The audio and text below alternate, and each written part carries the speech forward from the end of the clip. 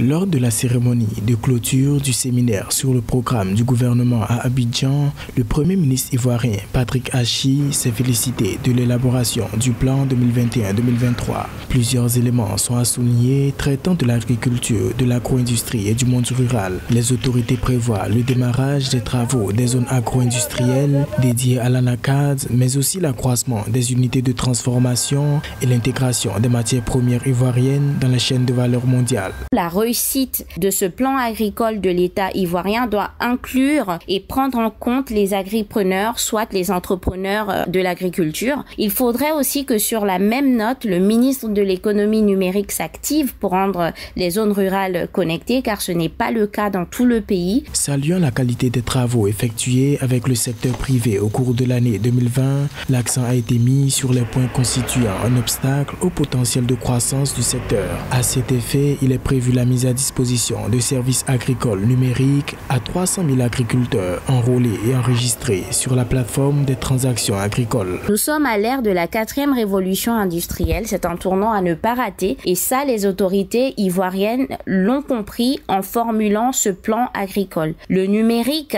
appliqué à l'agriculture permet de géolocaliser les plantations, s'assurer du règlement des primes des salaires des agriculteurs. L'usage de drones ou encore de satellites permet de cartographier les plantations.